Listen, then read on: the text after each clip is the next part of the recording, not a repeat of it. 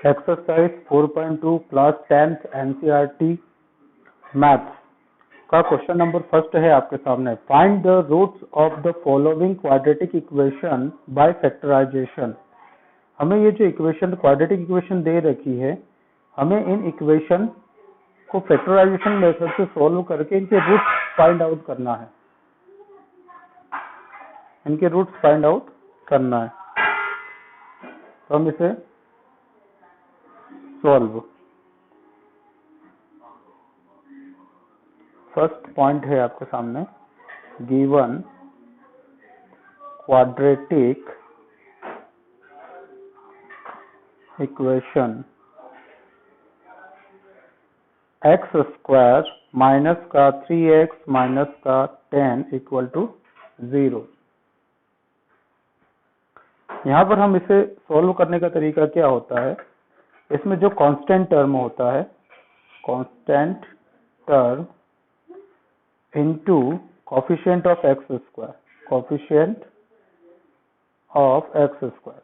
Constant term और x square का जो कोफिशिएंट है उसका हम मल्टीप्लाई करते हैं। तो यहाँ पर कोफिशिएंट, इसका कोफिशिएंट कुछ भी नहीं है, तो हम क्या मान लेते हैं 1, क्योंकि 1 का इंटू होता ही है। हर जिसके साथ में कुछ नहीं होता है उसके साथ में 1 का इंटू तो रहता ही है। 1 का इंटू और 0 का प्लस हर नंबर में रहता है। अगर नहीं दिख रहा है तो भी हम लिख सकते हैं। तो यहाँ पर इसको कैसे कह रहा हूं मैं, जैसे 2 है तो 2 को हम 2 में 1 का इंटू कर सकते हैं और प्लस का 0 कर सकते हैं।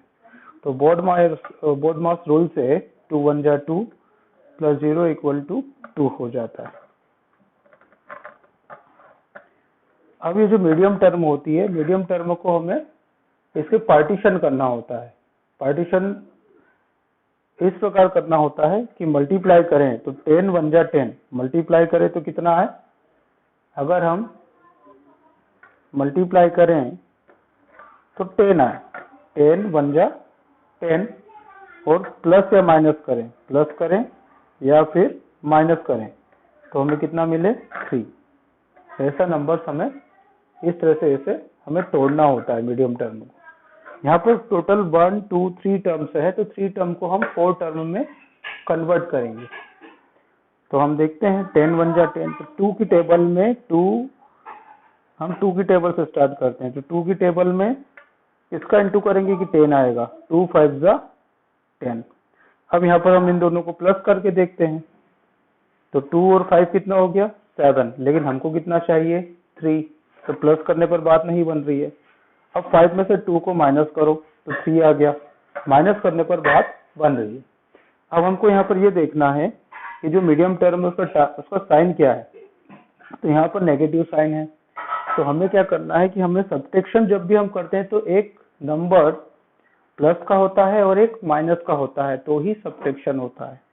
तो सबसे पहले ये एक्स स्क्वायर तो 10 का 10 लिख लेंगे हम, फिर माइनस का 5x और प्लस का 2x। हम इस माइनस 3x को इस तरह से लिख रहे हैं क्योंकि जब भी हम सब्ट्रैक्ट करते हैं तो साइन हमेशा बड़ी संख्या का आता है, तो यहाँ पर हमें सब्ट्रैक्शन करने पर ही 3 मिल रहा है। तो हम क्या करेंगे, यहाँ पर बड़ी संख्या माइनस की ले लेंगे और छोटी वाली प्लस की ले लेंगे। तो हमने इस 3x को क्या लिखा है, माइनस का 5x प्लस का 2x, और यहाँ पर क्या मिला हमें, माइनस का 10 इक्वल टू 0। अब आप यहाँ पर देखेंगे कि यहाँ पर 4 टर्म बन चुकी है, 1 2 3 4। अब यहाँ पर हम 2 टर्म्स का पेयर बना लेते हैं। यहाँ पर हमें दोनों में x कॉमन दिख रहा है, तो हम यहाँ से x को कॉमन ले लेंगे। x की पावर 2 में से 1x हमने बाहर निकाल लिया है, तो 1x अंदर बच जाएगा। यहाँ से भी हमने इस x को बाहर निकाल लिया है, तो यहाँ 5 बच जाएगा।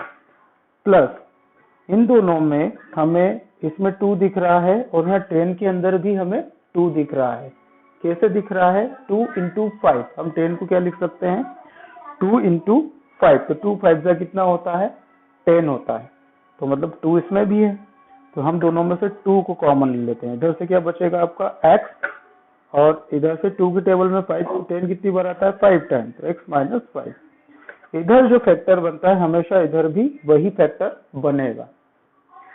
अब यहाँ पर हमें दो टर्म मिल रही है, फर्स्ट टर्म ये हो गई और सेकंड टर्म ये हो गई। तो इन दोनों टर्म्स में से अब फैक्टर का फैक्टर कॉमन आएगा। तो फैक्टर कौन सा कॉमन आ रहा है? x माइनस 5 दोनों में है, तो ये हमने फैक्टर ही कॉमन ले लिया। तो जब इस फैक्टर को हमने बाहर निकाला तो इधर से क्या बचा आपका x, और यहाँ से इस फैक्टर को बाहर निकाला तो क्या बचा प्लस का 2 इक्वल टू 0।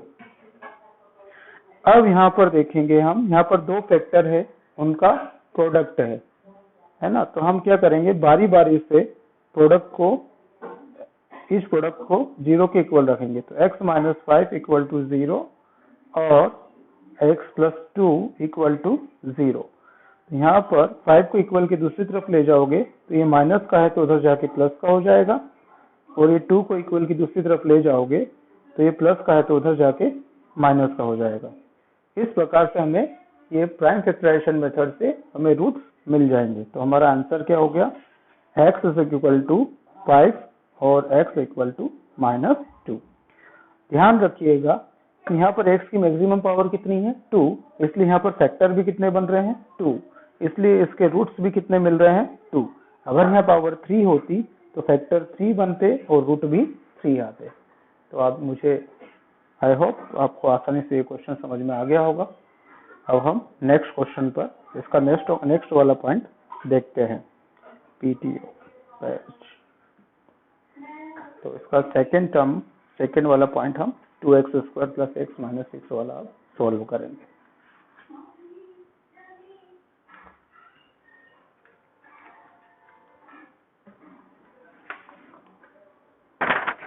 सेकेंड वाला पॉइंट हम लिख लेते हैं,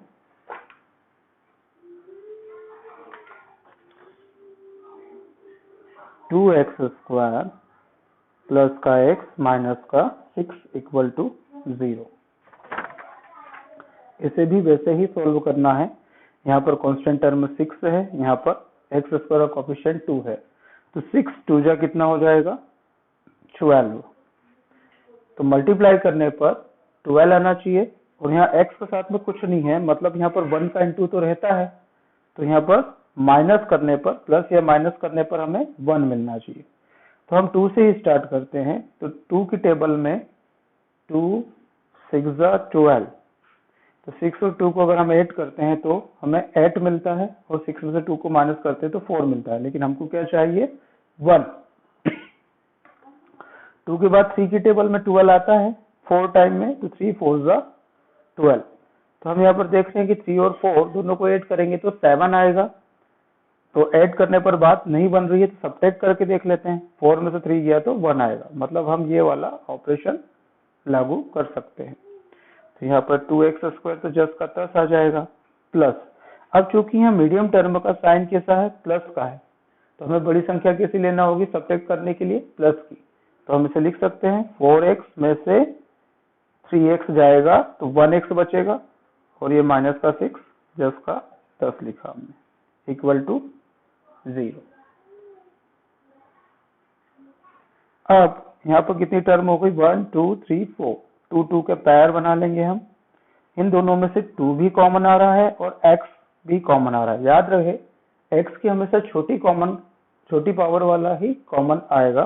कैसे देखते हैं हम, जैसे यहाँ पर तो x स्क्वायर दिख रहा है, लेकिन यहाँ पर x की पावर 2 नहीं है, यहाँ केवल x की पावर 1 है। तो x की पावर 1 इसमें भी है और इसमें भी है, लेकिन x की पावर 2 दोनों में नहीं है, इसलिए यहाँ से हम क्या कॉमन लेंगे x कॉमन लेंगे। यहाँ से हमने 2 कॉमन ले लिया, x की पावर 2 में से एक x बाहर निकाल लिया है तो 1x अंदर बच जाएगा। 2 की टेबल में 4 कितनी बार आता है 2 टाइम, और ये वाला x ऑलरेडी बाहर है, माइनस, दोनों में माइनस साइन है, तो माइनस साइन को हम कॉमन ले लेंगे। जब भी माइनस साइन को कॉमन लेते हैं तो इनके साइन बदल जाते हैं। अब हमें ये देखना है कि यहाँ पर 3 और 6 है, तो दोनों में से क्या कॉमन आ जाएगा 3 इधर भी दिख रहा है और 3 इधर भी। 6 में 3 किस प्रकार से है 3 into 2 के फॉर्म में, तो दोनों में से 3 को हमने कॉमन ले लिया। तो यहाँ से 3 को निकाल लिया तो कितना बचा x।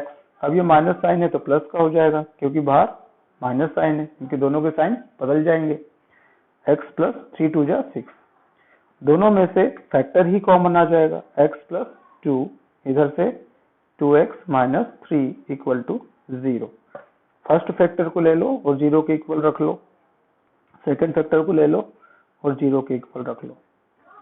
यहाँ पर x की वैल्यू आ गई है -2 और यहाँ पर 3 को उधर ले जाएंगे प्लस का हो जाएगा, ये 2 कहाँ चले जाएगा डिवाइड में। इस तरह से हमें, इसको हम अल्फा रूट बोलते हैं और इसको हम बीटा रूट बोलते हैं। ये रूट्स होते हैं, इनको जीरोस भी कहा जाता है। तो हमारा आंसर क्या हो गया, x equal to -2 comma x equal to 3/2। तो सेकंड पॉइंट हमारा कंप्लीट होता है। अब इसका हम थर्ड वाला पॉइंट फॉलो करेंगे। थर्ड वाला पॉइंट है आपके सामने, √2x² माइनस का x प्लस 1/8 इक्वल टू 0। अब यहाँ पर हमें दिक्कत क्या आ रही है कि ये डिवाइड में जो 8 दिख रहा है, हम चाहते हैं कि ये 8 डिवाइड में से हट जाए। तो हम क्या करेंगे, जो डिवाइड में है उससे पूरी इक्वेशन में मल्टीप्लाई कर दो। तो ऑन मल्टीप्लाइंग बाय 8, तो यहाँ पर जब हम 8 से मल्टीप्लाई करेंगे तो 8√2x² हो जाएगा, यहाँ पर माइनस का 8x हो जाएगा, और यहाँ पर जब 8 का मल्टीप्लाई करेंगे तो 8 से 8 कैंसिल होगा तो कितना बचेगा 1, और जब 0 में 8 का मल्टीप्लाई करेंगे तो 0 में किसी का भी मल्टीप्लाई कर दो 0 ही आता है। हाँ सॉरी, हमने थोड़ा सा ये पॉइंट गलत ले लिया है। पॉइंट ये वाला है आपके सामने, थर्ड वाला √2x² प्लस 7x और प्लस का 5√2 इक्वल टू 0, ये वाला सवाल है। हमने यहाँ पर 1/8 ले लिया था गलती से, तो यहाँ पर भी तो ये क्वेश्चन है एक्चुअल क्वेश्चन। तो इसे सॉल्व करते हैं। तो हम यहाँ पर एक रफ कार्य इधर लिख लेते हैं और रफ वर्क। तो यहाँ पर देखेंगे हम, यहाँ पर कांस्टेंट टर्म 5√2 है ये वाली, और x² का कोफिशिएंट √2 है, दोनों का इंटू करेंगे। √2 में √2 का इंटू करते हैं तो कितना आता है 2, तो 5 2 जा 10। तो हमें क्या करना है कि हमें ऐसी संख्या देखना है कि मल्टीप्लाई करें तो 10 आए और प्लस या फिर माइनस करें तो कितना आए 7 आए। तो ऐसा हमें यहाँ पर करना होगा, मल्टीप्लाई करने पर 10 आना चाहिए, प्लस या माइनस करने पर 7 आना चाहिए। मीडियम टर्म को हमें इस तरह से तोड़ना है। तो 10 2 इंटू 5, 2 5 जा 10 और 5 और 2 7। तो इस तरीके से हमें मीडियम टर्म को तोड़ा जा सकता है। तो हम इसको ऐसे लिखेंगे, √2x² प्लस, इसे लिख सकते हैं 2x प्लस 5x प्लस 5, हमने 7x को क्या लिख दिया है 2x प्लस 5x, क्योंकि 5 2 जा 10 हो जाएगा और 5 और 2 को ऐड करने पर 7 हो जाएगा। यहाँ पर 5√2 आ जाएगा इक्वल टू 0। यहाँ पर हम क्या करेंगे, 2 2 के पैर बना लेंगे। तो हम 2 वाली टर्म के साथ 2 को लिखेंगे, 5 वाली टर्म के साथ 5 को लिखेंगे। अब इन दोनों में से x तो कॉमन दिख रहा है हमें, साथ ही साथ दोनों में √2 भी है। कैसे, देखो यहाँ पर √2 है और x हमने कॉमन ले लिया, तो यहाँ से √2 बाहर निकल चुका है और x की पावर 2 में से एक x बाहर निकाला तो 1x अंदर बच जाएगा। अब ये 2 को हम क्या लिख सकते हैं, 2 को हम लिख सकते हैं √2 इंटू √2। 2 को हम क्या लिख सकते हैं, √2 इंटू √2। तो ये वाला जो 2 है एक्चुअल में ये क्या है, एक्चुअल में √2 इंटू √2 है। तो एक √2 हमने बाहर निकाल लिया है, तो अंदर क्या बच जाएगा 1√2 बच जाएगा। प्लस इन दोनों में से क्या कॉमन आएगा 5, तो इधर से x बचा, उधर से √2 बचा इक्वल टू 0। इन दोनों फैक्टर्स यहाँ पर कॉमन आ जाएंगे, x प्लस √2, इधर से बचेगा आपका √2x प्लस 5 इक्वल टू 0। अब या तो x प्लस √2 इक्वल टू 0 हो जाएगा, x प्लस √2 इक्वल टू 0 होगा, या फिर √2x प्लस 5 इक्वल टू 0 हो जाएगा। तो इसे हम इधर ही बता देते हैं, यहाँ पर नीचे में कर देता हूँ, इसे थोड़ा सा ही बचा है। तो जब हम इसको यहाँ पर देखेंगे हम x प्लस √2, हमें यहाँ पर क्या करना है, ये √2 को इक्वल के दूसरी तरफ ले जाएंगे तो क्या हो जाएगा माइनस का, और यहाँ से √2x है, साइड्स को इक्वल के दूसरी तरफ ले गए तो माइनस का 5 हो जाएगा।